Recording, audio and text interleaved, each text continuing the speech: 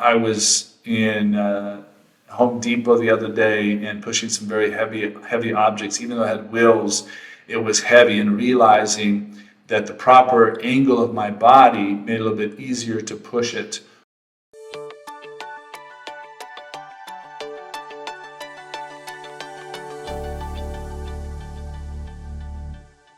Hello and welcome everybody to another Polestar Pilates Hour. Today I am going to be diving deep into our hips and really looking at the pathophysiology and pathokinesiology of hip disorders. So perfect.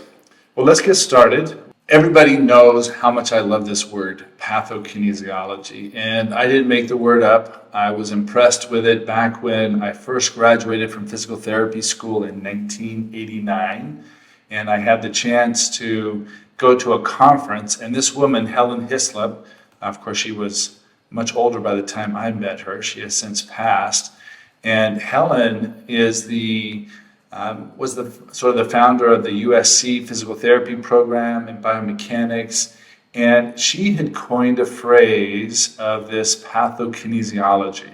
And what she meant to say by it is that any pathology that impairs or restricts human movement is our specialty. And this was what she was purporting for physical therapists. But I do believe that Pilates teachers, gyrotonic teachers, yoga instructors, dance instructors, when we're looking at kinesiology and movement, we have to understand how pathology influences movement and how movement influences pathologies. And she had created this definition talking about a method to quantify human performance. So it wasn't just quantity, it also was quality of movement. And what does human movement look like? What should it look like for us? She also talked about the idea of creating a baseline of what healthy individuals move like. And these are things that we must understand before we can understand how pathology influences the movement and vice versa. And then looking at different patient groups and how do different patient groups influence movement and how are they influenced by things like neurological disease or orthopedic diseases. Today we're going to be talking about hip pathologies. And then compare performance of health and patient groups. So that was sort of her MO on this, was to be able to really understand how we can look at movement in a better way. So to get started, we need to understand our hip anatomy. I'm going to do a little dive into this and just make sure that we're all talking about the same body parts. And in this, we're looking at the capsule where the head of the femur has been disarticulated. So anyway, if we look here, I'll use the arrow that I have from the actual computer.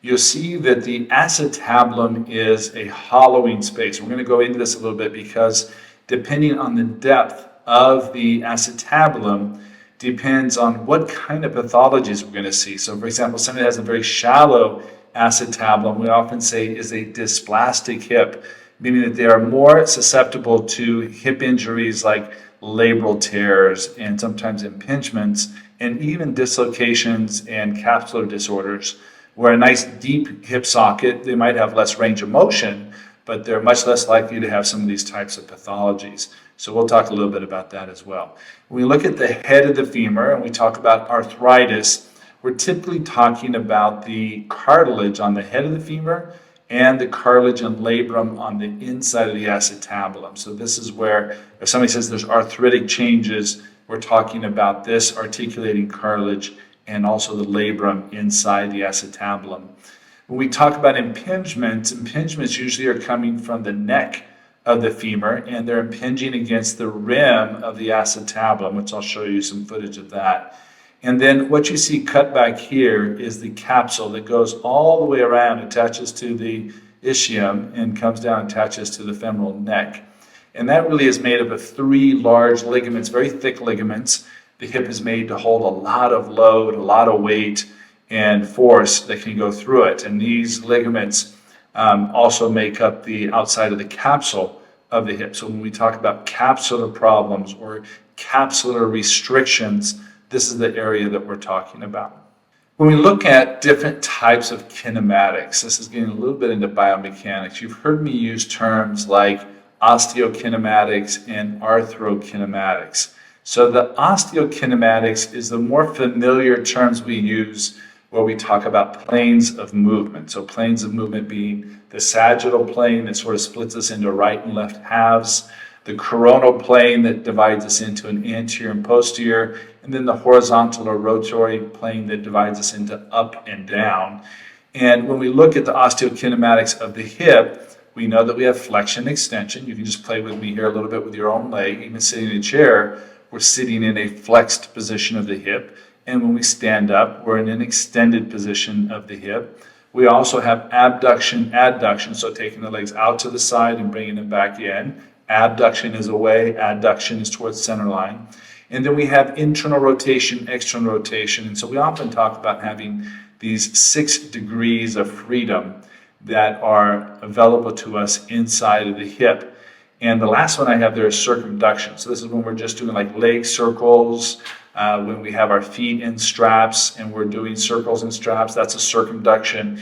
It sort of crosses all the planes and combines them into the movement. So that is an osteokinematic property of the hip, typically talking about terms like flexion, extension, adduction, abduction, internal, external rotation. Now, when we talk about arthrokinematics, and you've heard me speak a lot about the arthrokinematics of the knee. Today, a little bit more about the hip, and we talk about spin and glide. And a nice way of thinking about it is if you bring your hand into the sulcus of the other hand, right? This would be your femoral head. This would be the acetabulum. As the knee comes up into flexion, what's actually happening is the femoral head is spinning down towards the ground.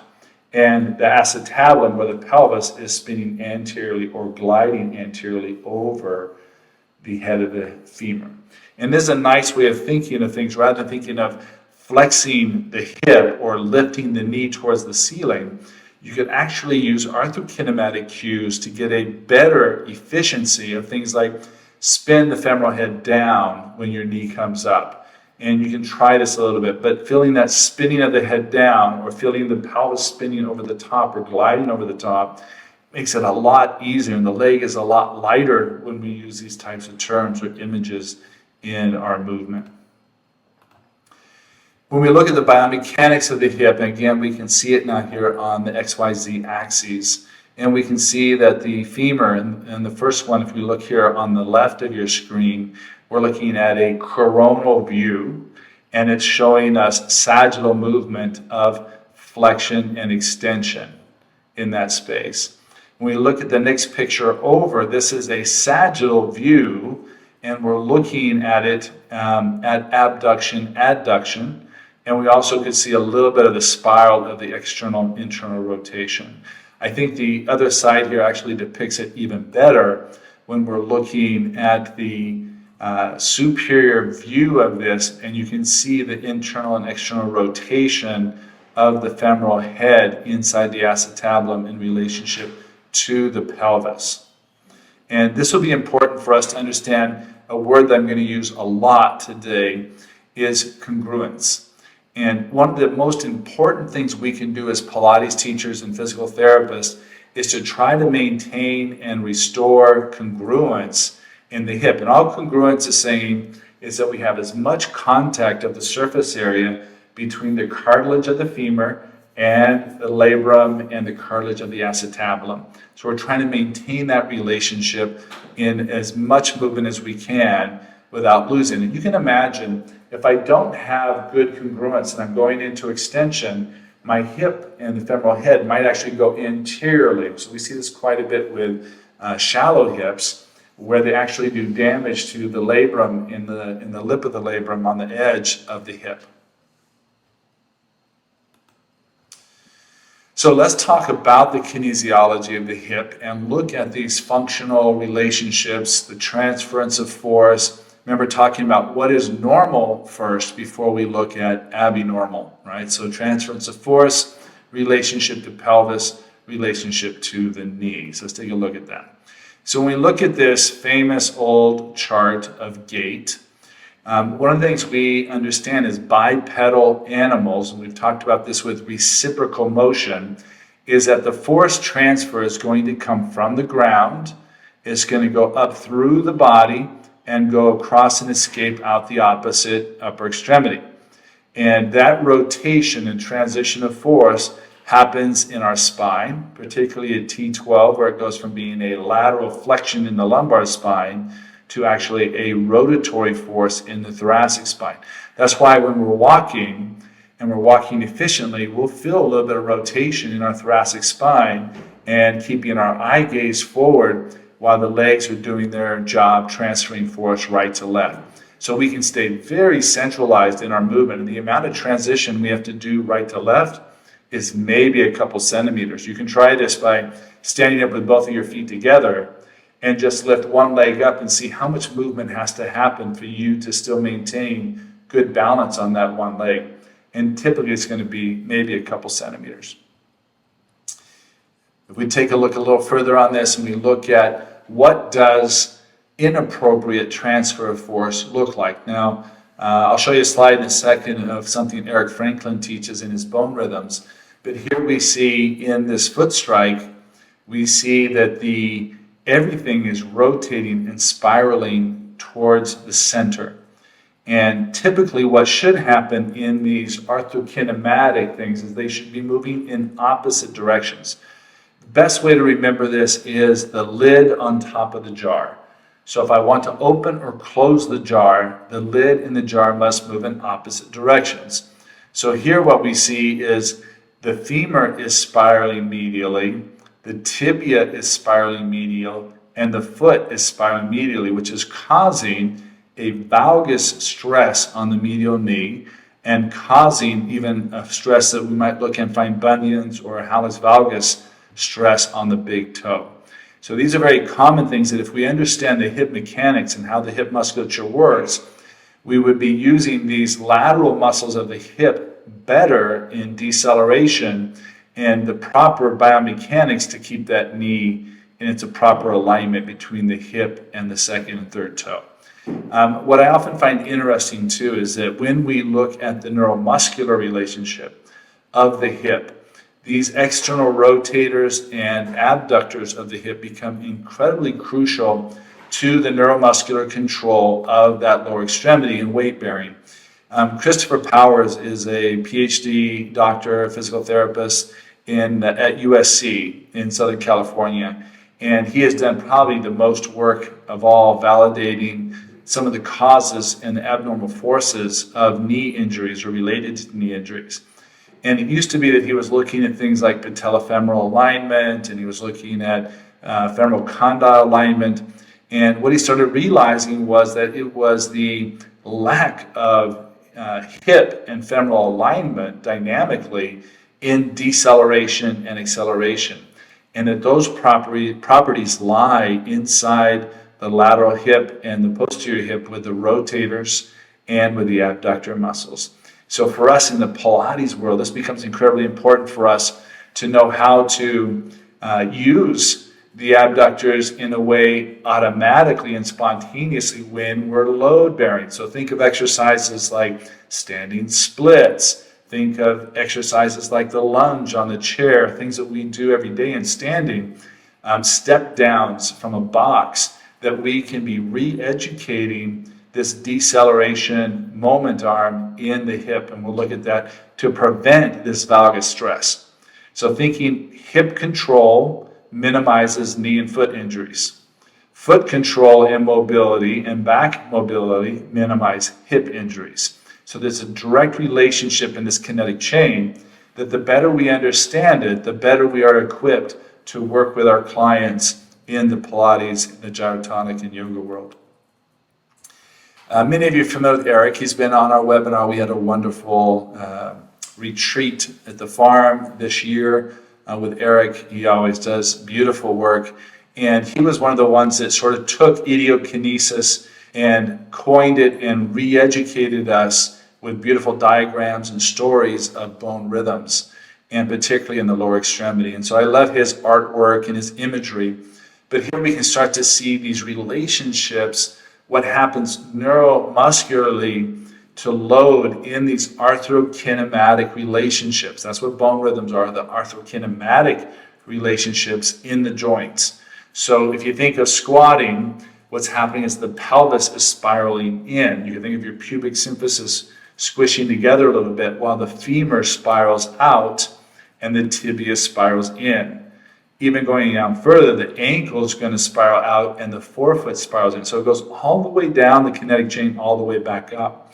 If I was to stand up, what's going to happen is the sit bones now are coming together in the back. The femur spirals in, the tibia spiral out, the ankle spirals in, and the foot goes into supination, which is our elastic property of propulsion in human gait, jumping, landing, those kind of things.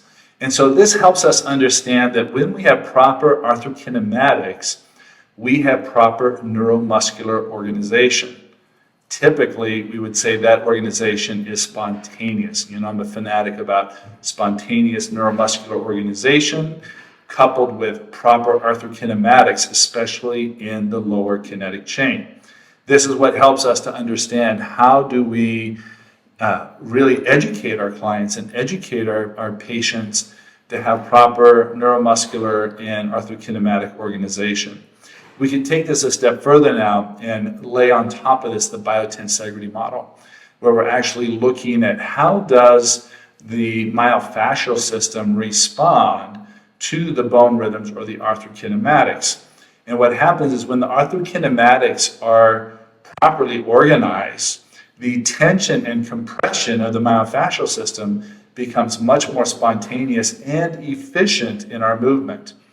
When we lose that organization, that arthrokinematic dynamic alignment, we then create abnormal stresses on our tissues. And that's what we're going to be looking at as we go through the pathology, is that these pathologies are related often to abnormal arthrokinematics, abnormal neuromuscular compensations, and sometimes excessive force in a poorly organized body. Now, I would be the first to admit that you could be very well organized, you can have incredible myofascial organization, and have a traumatic injury on the soccer field that results in some significant injuries that need to be rehabilitated. And it wasn't because they were poorly aligned or that they weren't strong. It was because there was a force that hit them that was greater than their ability to resist, and therefore they were injured.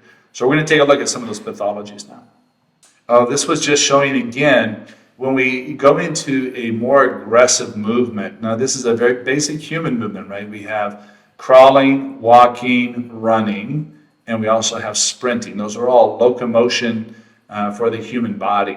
So here what I want to draw your attention to is that when the foot's coming down into foot strike, we see the pelvis traveling over the center of gravity, right? So you're seeing here the back of the pelvis is traveling over the center of gravity, and then we go into hip extension. Remember what we said about that foot now going into supination, and the spiral of the hip and the stiffening of the pelvis now create a very strong elastic property that can propel the body from the elastic components almost more than saying the gastroc and the soleus pushing off or the hip extensors pushing off. This is more of a tension compression relationship of elasticity in the body.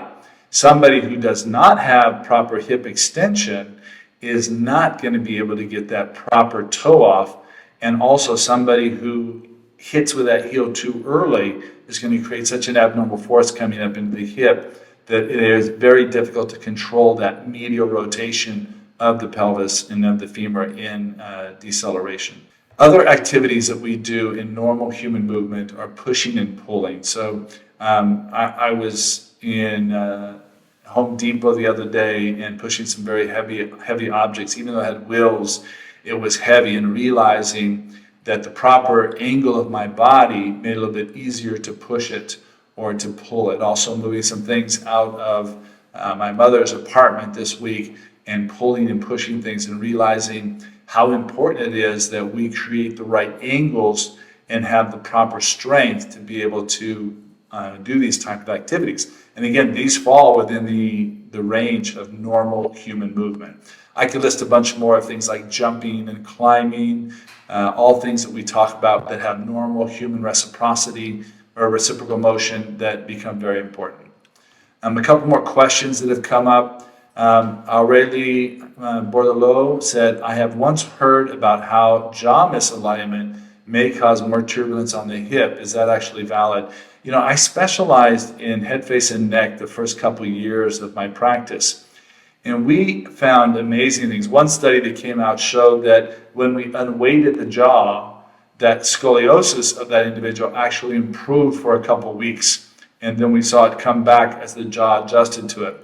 All I can say is that we have proprioceptive sensory that's pretty strong inside of our jaw, based on and behind our jaw, where our head position is, where it controls our inner ear balance, and also our vision and our sense of proprioception. So it does connect directly to that. So that becomes something that we can work with. Lisa Shaw said, what keeps the hip out of alignment, creating bursitis? Well, this is typically, as humans in the Western world, we tend to sit a lot. And it's a topic I talk about quite frequently. But when we sit a lot, we lose a lot of the lateral abductive strength and hip extension with the internal and external rotation power of the hip. So what that does is it doesn't let the hip go back into its normal extension.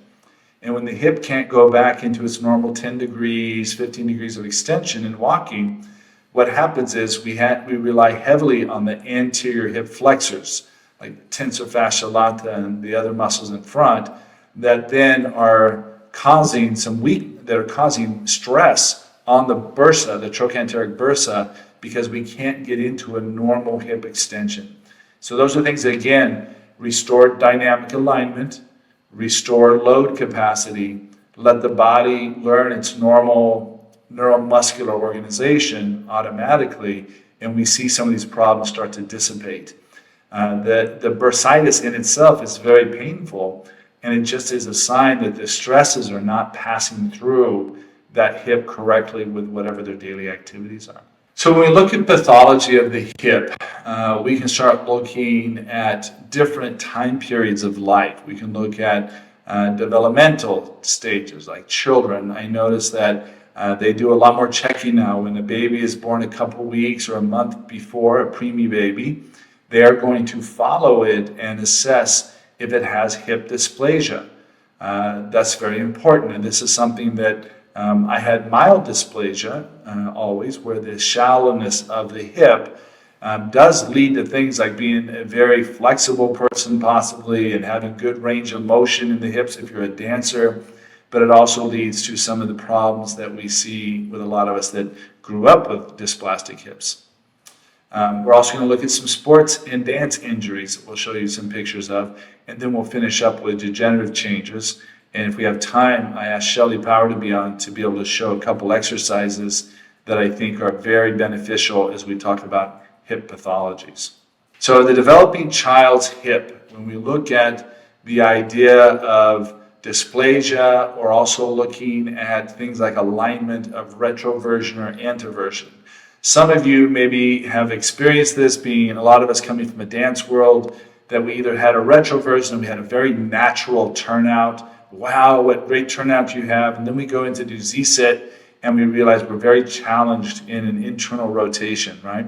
So that would tell us that the femoral head is angled in a way that allows us to have a lot of external rotation, but stresses us even in normal anterior alignment, that we might be putting a lot of stress on maybe the medial foot or the medial knee because we don't have enough internal rotation in that hip, purely from the bony alignment of it. And likewise, anteversion is the opposite. We have a lot of internal rotation naturally, but we have very limited external rotation. And this has always been a sad case of a young man or young woman who want to be a ballet dancer, and they realize they really can't get into external rotation without hurting themselves. And hopefully if they want to continue dancing, they move into something that is more appropriate for their body, where they can excel in things like modern dance and explorative dance and movement. So when we look at the athletic hip, and this is where we see a lot of our injuries, and I'm going to go backwards to fix some of these slides. I apologize in advance. But we look at the labral tear. This is probably the most common one I've experienced labral tears. I had surgery for a labral tear back when it was explorative surgery in the early 2000s. Maybe some of you have had a labral tear. Do a little shout out in the chat session if you had one. I bet you will see a number of you have experienced that. And this basically is where it's like the meniscus of the hip, right? Or the disc of the back. It's the same kind of material. And so what we see is little tiny tear or disruption of this labrum. The labrum is a thick, padded, cartilaginous material that deepens the socket of the hip and protects it. So the only way it gets hurt is when we push the femur out of alignment to the point that it puts too much stress on this labrum and it creates a tear. Surgically, there's lots of things that they're doing now. They're repairing it. They didn't used to repair it, 20 years ago. Now they're able to repair it like they would do a meniscus in the knee. And they also are doing things to be able to use things like PRP and stem cells, trying to regenerate the cartilage cells in the hip to help out with that.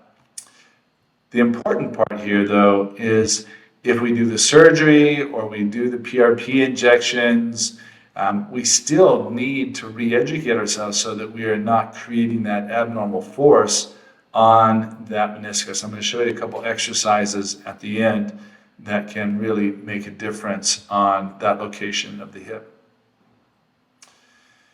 And I'm going to come back to osteoarthritis a little bit later. So here we look at acetabulum impingements, and we talk about a pincer, a can, or a combined impingement. And this is where there typically can be either a bony prominence on the acetabulum, which is the pincer, or a prominence and a bone spur on the neck of the femur that's called a can lesion, right? And these particular lesions cause impingement and inflammation, and they typically are a response to repetitive stress on those joints. And so what I would again reiterate, if you had sort of a dysplastic hip or a shallow acetabulum, and we were involved in a sport and we took the femur out of alignment quite often, that particular sort of bumping up against the acetabulum or bumping up against the neck or both is going to create a bone spur or an inflammatory response of that tissue. So you think of the same thing almost with any bone spur in the body is a response to repetitive stress on the bone's always reproducing itself. So if it feels damage, it's going to make that bone stronger by making a spur or making a bony growth. And so what that does sometimes is it limits the range of motion. And again, that will lead to significant compensation in things like low back and things like knee and ankle and foot on top of the discomfort or pain that they might be having inside of their hip. When we look at other types of injuries inside the athletic hip, we can look at things like muscle strain. So this is an adductor strain. And you can see here the idea that there's a partial tear of that adductor coming into the pubic rami. This is quite common with athletes that play soccer or kicking sports, lateral sports, excursion sports, so even basketball, field hockey, lacrosse, anything that is doing a lot of cutting and changing positions or kicking can result in an injury to this area. One of the challenges, depending where the tear is the blood circulation in that area.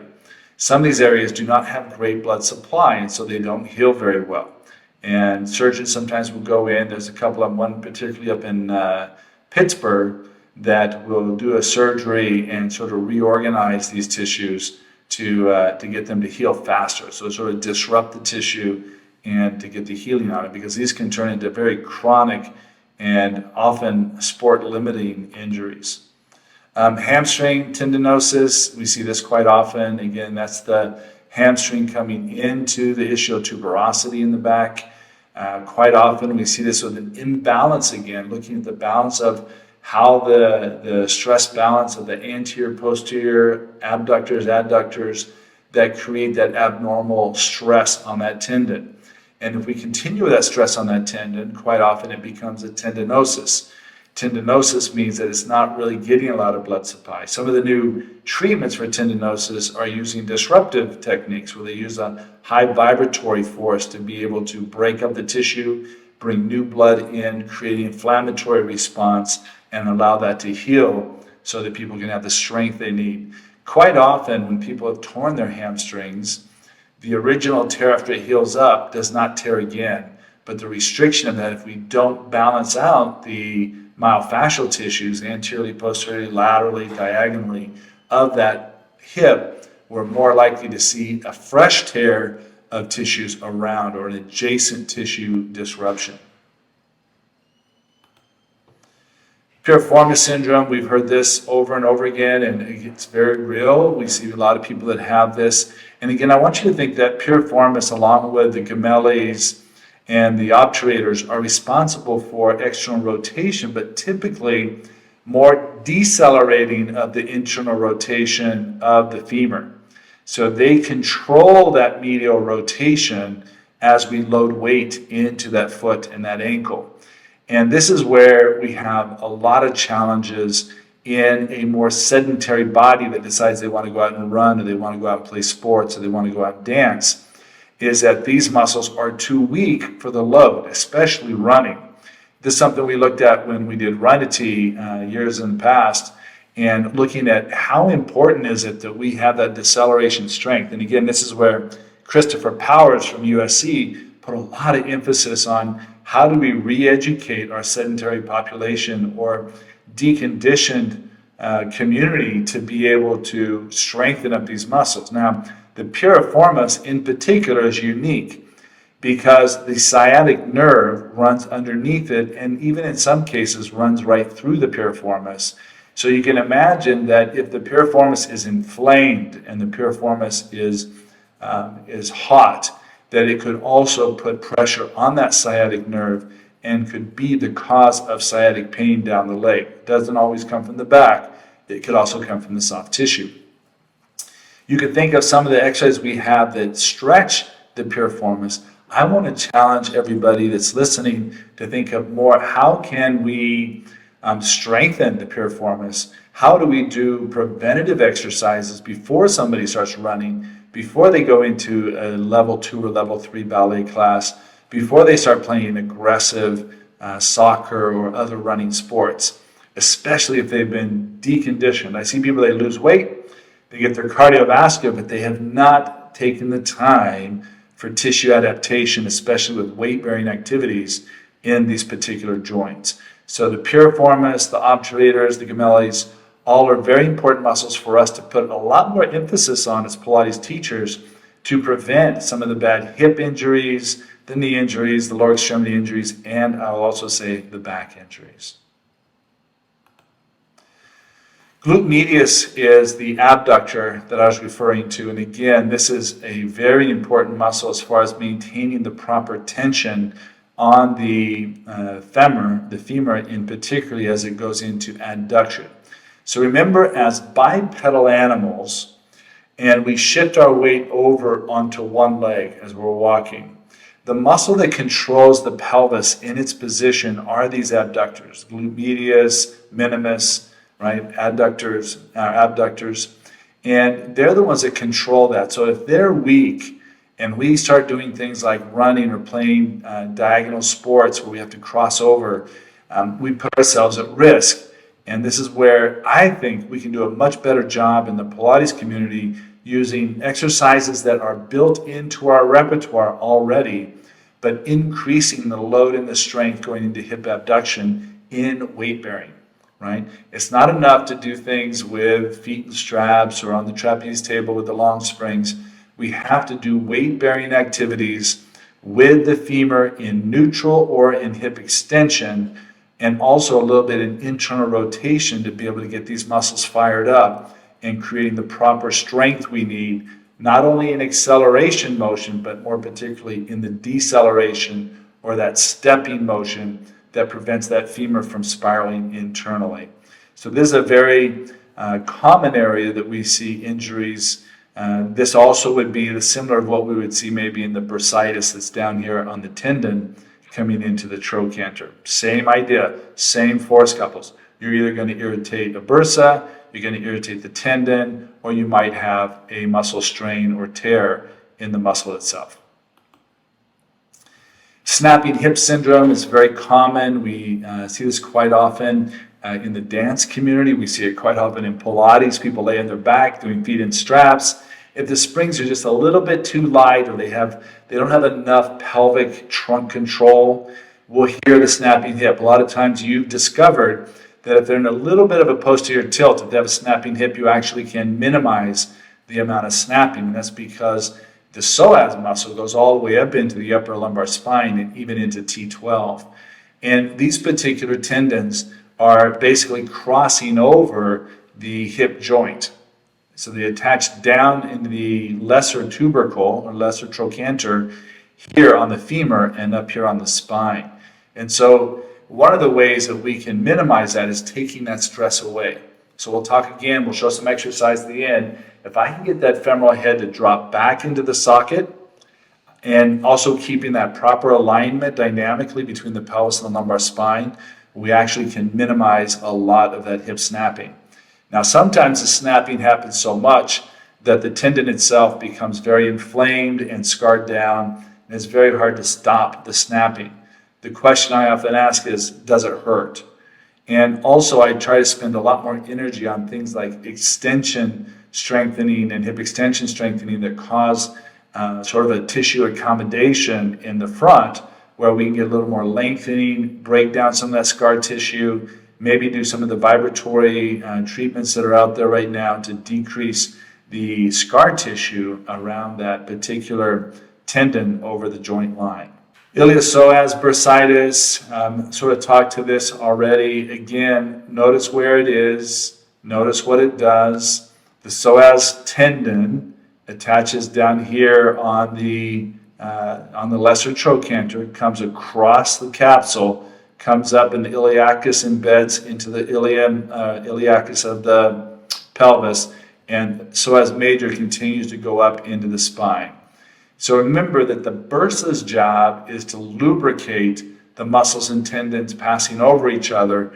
And if you think of when we talked with Wojciech from Zoga, one of the main things that he looks at is this idea of how do the different muscle layers slide over each other in movement. This would be a good example of a disrupted layer of sliding that no longer that bursa becomes swollen and there's no longer sliding in that fascial layer. And so it creates a lot of pain. It's very innervated. It's not structural. So a lot of people feel a lot of pain with a bursitis, but it is not structural. It doesn't affect the structure. It just creates pain. And so we have a compensation in the way that we walk. And that compensation can lead to other problems in our feet or our back if we don't address it. Again, going back to the first thing we're going to do is work on sinking that hip back in its socket, strengthening the extensor and the abductor and the rotator components, not focusing so much on that hip flexion. And just a reminder here, this is, as Pilates teachers, the more classical we go, the more imbalance we create with doing a lot of the hip flexor work and abdominal work. We're in a society that has very short hip flexors. So when we put somebody into something like single knee stretch or double knee stretch or hundreds, we're actually continue to exacerbate some of these symptoms if their body's not prepared for it. I would rather see them have very good balance with hip extension, going to things like dart and swimming, scarecrow, going into swan, and really having the strength of controlling that hip extension, not a lot of back extension, looking at hip extension, and then gradually going into abduction and going into flexion as appropriate, mainly because societally we are shortened in the front. So we need to create that reciprocal inhibition by strengthening the posterior and the rotators of the hip to be able to minimize the stress going through the front of the hip and also the back. Femoral head fracture. So this is a little more like in contact sports. I've seen this in water skiing and snow skiing accidents. A femoral head fracture is very dangerous in the sense that there's only one blood supply there. So I've seen a number of clients that have ended up with necrosis, especially football players you've probably seen in the news, that have had a fracture of the femoral head. So this usually requires a surgical intervention, and if it was to try to heal on its own, it's a very dangerous step because it might not get the right vascular supply to it. If they've had the surgery and you're seeing them post-surgery, again, the most important thing is congruence. And that, again, I can't emphasize the congruence enough. These are different types of fractures in the femur that we've seen. Subcapital is a very dangerous fracture that typically results in things like total hip replacement or putting a pin in. We can see different kinds of the neck fractures, the intertrochanteric fractures. These are almost all caused by trauma. We do see some of these kind of fractures related to osteoporosis or bone density issues. Greater trochanter fracture, you can imagine we call it avulsion fracture, all of those tendons that connect to the greater trochanter, so the abductors and rotators, piriformis, if that greater trochanter, that muscle force could pull and fracture that greater trochanter. That's an avulsion fracture. So if it's not displaced, it typically will heal up on its own with rest. If it is displaced, it might require some surgery or pinning at least to get that to heal up again. Hip dislocation. I personally have had a hip dislocation. It's probably one of the most unpleasant experiences. I was water skiing when I was young and got the edge of a ski going about 30, 40 miles an hour in the water, thinking I was a very good skier, and I wasn't. And I caught the lip of that ski, and because I have a shallow acetabulum, which I had no idea at the time, was when I probably caused the first labral tear. Now, within a couple hours, I had a spontaneous relocation of the hip, and there was nothing really that anybody could do. But we think back in the day, so this would have been in the 80s, late 80s, that I had a bucket-handled tear of the labrum. And it wasn't until over a decade and a half later, dancing down in Brazil, that I tore the bucket-handled tear of the labrum and had a full tear and a loose body inside of the hip. These dislocations of the hip are very dangerous. I had a neighbor once that his son dislocated his hip on a bike accident and brought him over to my house.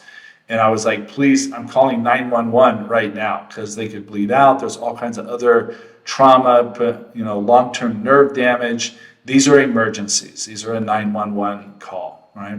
Get them into emergency as quickly as possible. Now, let's say that you're working with somebody after they had a dislocated hip and it was relocated. Again, what's the most important thing? Congruence. Congruence and gradual tissue adaptation, gradual load, multi-directional force tissue adaptation gradually. Is there a better way to do that than in the Pilates community or Pilates environment? The answer to that is no. We have the perfect environment for re-educating the dislocated hip. Just don't try to relocate it yourself. This is another one that we see quite often. This is showing like a stress fracture, but we can think of anything where we have pubic symphysis, inflammation, stress fracture of the rami. We see this in dancers. We see this in soccer players a lot. And again, looking at areas that need special attention. Now, stress fracture tells you that forces are not being passed through correctly. A full fracture tells you there's so much force that the bone can't handle it and it breaks. But a stress fracture tells you there's repeated force coming in and there's not a place for it to go. And the bone and the body's sort of transference of force is not adequate. And so we start having this repeated force coming into the bone. And we can see this activity on certain film and imaging procedures that tell us that there's a stress fracture going on there. And again, stress fractures can be incredibly painful, and they often can be missed with an X-ray or an MRI. So we really need somebody who knows what they're doing. Again, what would the treatment of a stress fracture be? Gradual load or graded load activities, bringing them back into full upright activity with graded load, eventually getting back to where they can tolerate full load, and teaching them how to transfer force. How do we get that force coming up through the hip, into the pelvis, into the low back, out the opposite shoulder? How do we create those kind of transferences of force? Avascular necrosis, I talked a little bit before, but when you have a fracture in the femoral head, there's only one blood supply, so it's a high risk of having necrosis. What necrosis means is there's no blood supply. And if there's no blood supply, bones will die. So I think of some famous, Bo was a famous football player that had avascular necrosis from an injury to the femoral head, ended up having a total hip replacement, played ball for another couple of years, I believe. But these are the type of injuries, again, if they're able to preserve that fracture.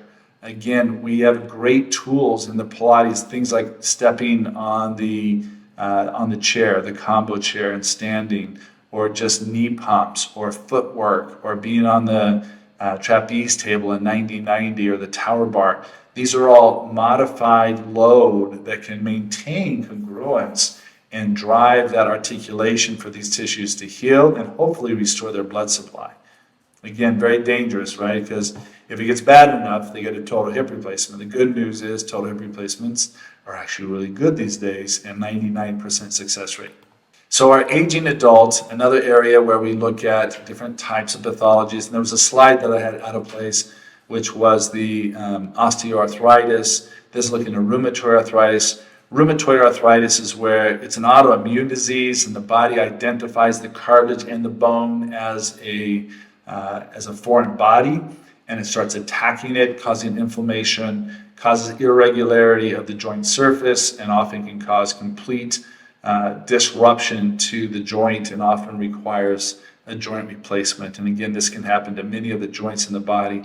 The hip is no exception to that. This is my hip. This is looking at my left hip, and you can see the lack of space. There's no cartilage in here. And then you can look to the far right of the screen and see the actual hip replacement. I don't know if you've seen those before. But again, looking at things like bone spurs, these are bone spurs. This would be a cam lesion.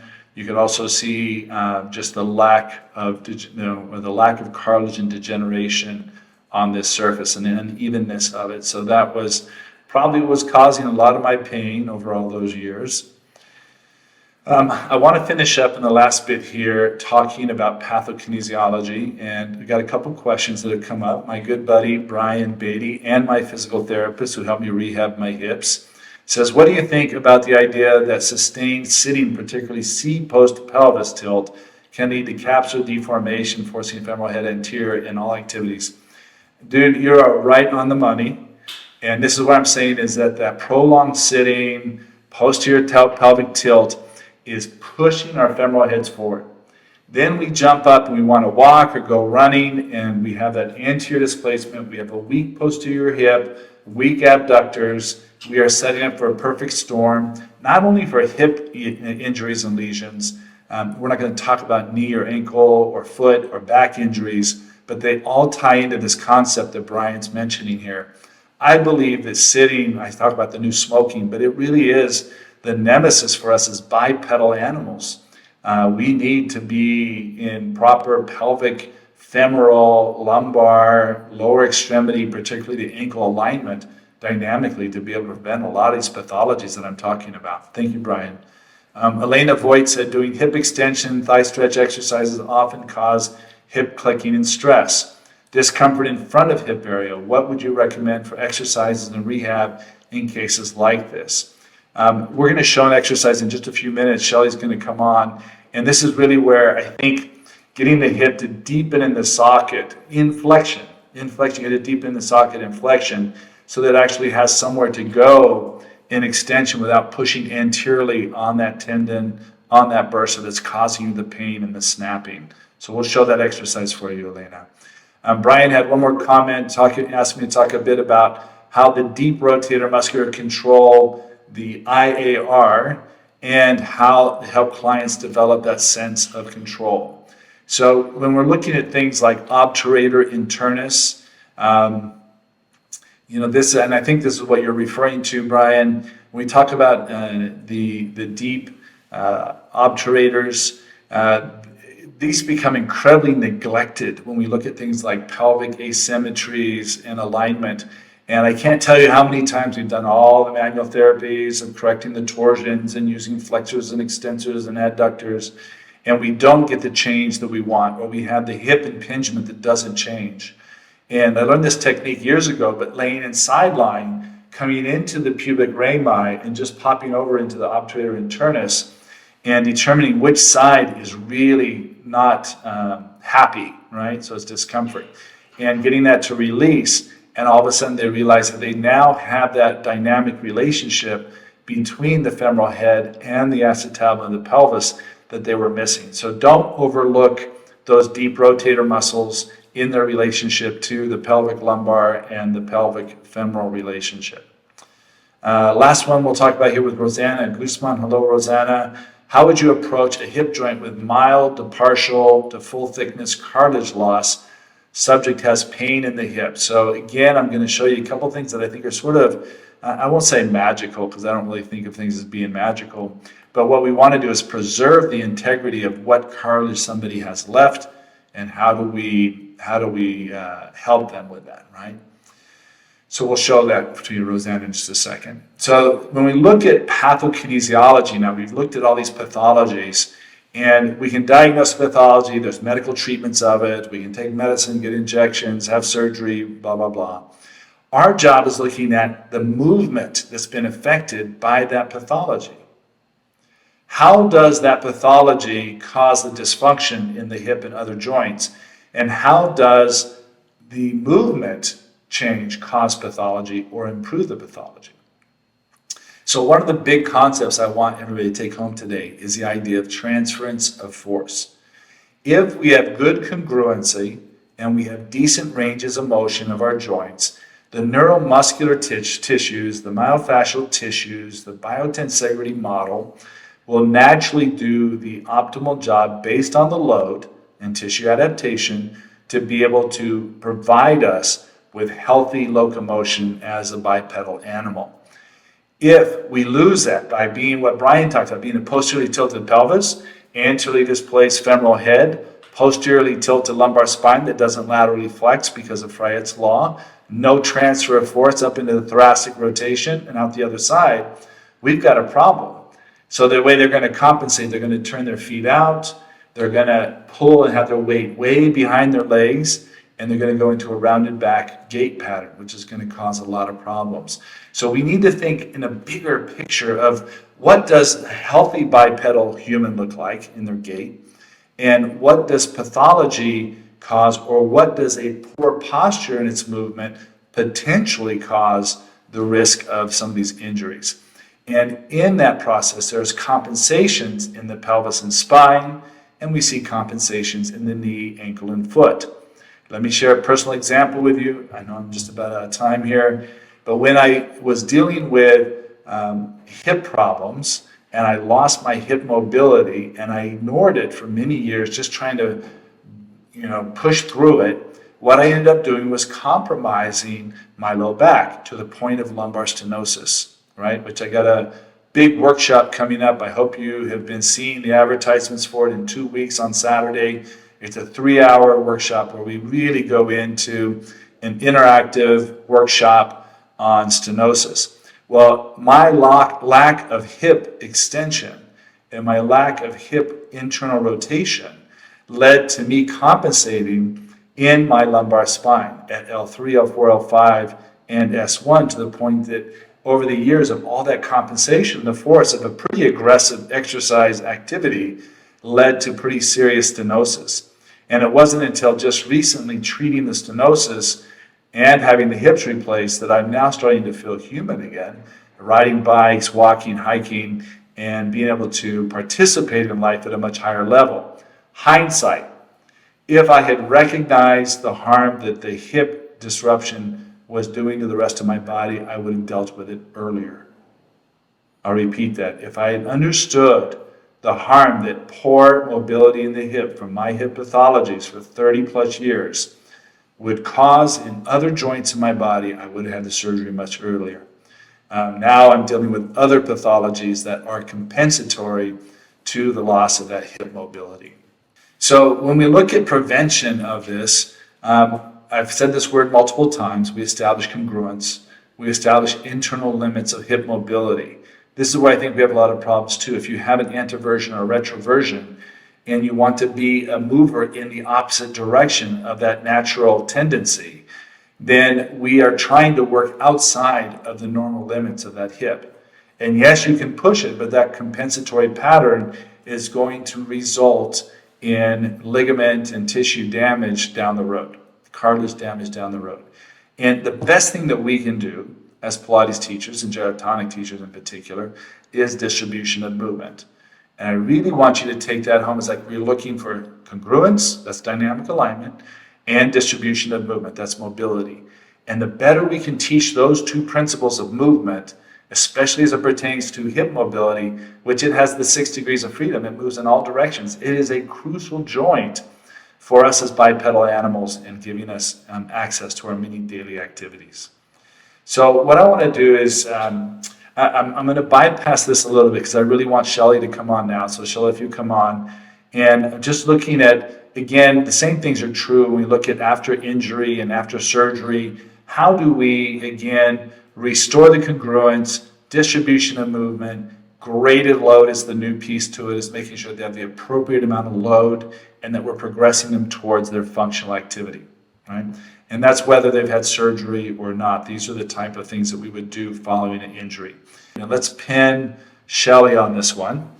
She's down in Miami, and what I wanted to show to you today is a very simple exercise. It's something people can do at home. It's in quadruped, and what we want to do is create an external rotation of the hip. So the feet will be together and the knees will be wide. The image in our head is that we have a hot cup of tea on the sacrum, and we're just going to shift back over the feet as far as you can without the pelvis tilting, and then return back up to that normal position. And just repeat this a number of times, even 6 to 8 times, gives you the sense of that femur being in the socket. Now this is the most congruent relationship of that hip joint. There's no more congruence than this, right? And what we're going to do now is we're going to challenge that a little bit. So we're going to have Shelly bring her legs into parallel, right? And in alignment with the pelvis. So your knee would be right underneath your hip, just like we would in a quadruped position. And the same image of the hot cup of tea. Now you're not going to go back as far because we're starting to lose some of that available range of motion inside the capsule of the hip. And again, repeating this 6 to 8 times to be able to get that sinking. The image almost is like you can imagine the femoral head going right out the back of the pelvis, right into that piriformis, right into the rotators. Really imagine that deep opening of that hip. And you can also imagine the spinning of the femur spinning back as the pelvis spins over it anteriorly. Now we go into the one that's the most challenging. This is where I spend most of my time. And again, knees together, feet apart. Now Shelly naturally is anteverted, so this is more her favorite position than externally rotated like me, right Shelly? But this is one that is very challenging to be able to keep the pelvis. I don't want you to even think that you can go back as far as Shelly's going, right? We're literally touching the end of that capsule and coming back out of it. And this is the real challenge in this exercise. And yet it's beautiful because if we can get that femur head to go back into the socket, we can make a big difference. So people that have snapping hips or they're sitting with that posture that Brian spoke of, these are all things that we can treat or at least prepare before they start doing their exercises with us in the Pilates or the gyrotonic environment. All right. Thank you, Shelly. Let's go back. Let's just close this down because I know I'm a little bit over. I have a lot of material today to cover. I'm thankful for your patience. This has definitely been a challenging couple of weeks for us in many different ways. Good news, we're actually doing a build out on our flagship studio down in Miami. So if you have any plans to travel to Miami and you want to see our flagship studio, wait till after like October, November. We have a beautiful new studio there. For the workshop I was mentioning to you, we're looking at the stenosis workshop and also a deep dive into foot and ankle. So these two workshops, we have a special bundle price just for the people that are coming on the webinar. So you are given a special code that allows you to get like a 2-for-1 kind of pricing on these. You guys have been very loyal to us for many, many years. I think Melissa just put the link for you inside the chat, so make sure that you check that out. I hope that you can join us. It also will be recorded, so if you're not available on that day, you can watch the workshop after. It will be an interactive workshop for parts of it, where we'll be solving some problems of the diagnosis of stenosis. And then in August, we're going to be looking at the foot and ankle and the deep dive there. So I want to thank you all for joining us. We want to bring the world physical, emotional, and spiritual alignment. Today we talked about hip alignment. Next week we have some great programming coming up, so keep posted, share it with your friends. Take advantage of the things that we provide for you. You are our special followers. We love you and we wish you a wonderful weekend. And above all things, be kind, and we'll see you next Thursday on the Pilates Hour.